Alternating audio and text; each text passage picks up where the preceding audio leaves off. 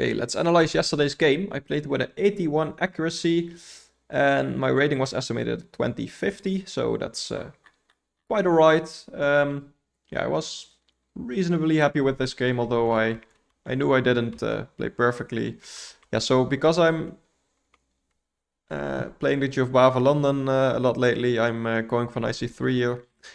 I know that arguably c4 is better. And I've played the Queen's Gambit a lot as well, so I know c4 lines. But I felt like just getting this set up, and engine calls things inaccurate, but it's alright. Evaluation is plus 0.3, so just a bit better for me. And yeah, all these things are fine. This was a miss. Yeah, I was looking at jumping in with my knight, but I didn't really see a follow-up. The engine just thinks it's a nice square, and that's about it.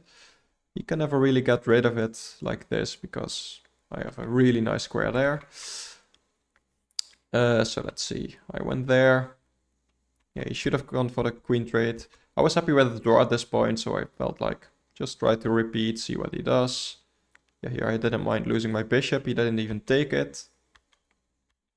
And yeah, this was alright.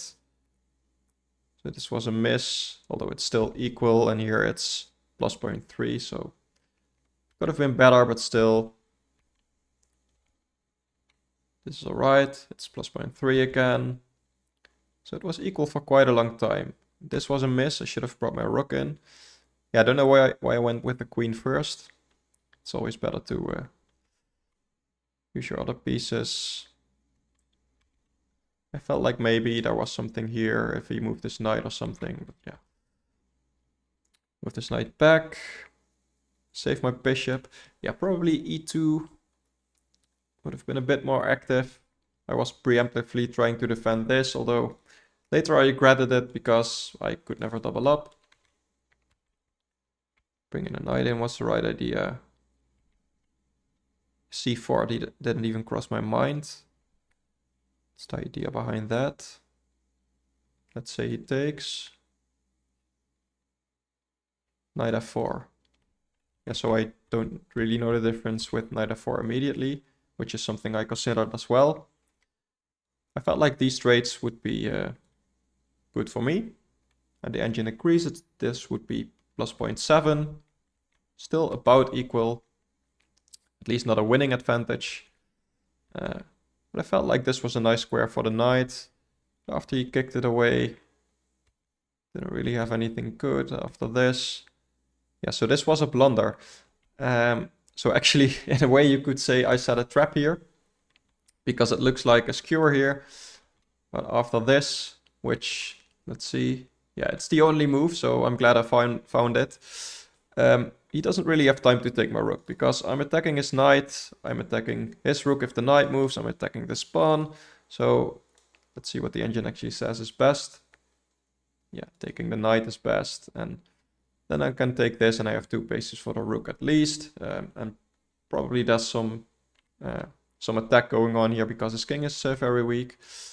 But here he blundered his rook, and yeah, that was so. Up to this point, I didn't really play that great, although it was still equal, so I didn't play worse than my opponent. But after this, I felt like just trading as many pieces as I could. So every opportunity I got.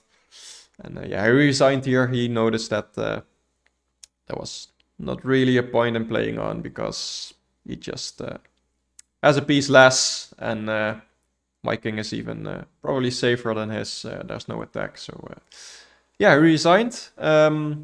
This got my rating up to, let's see, 1938.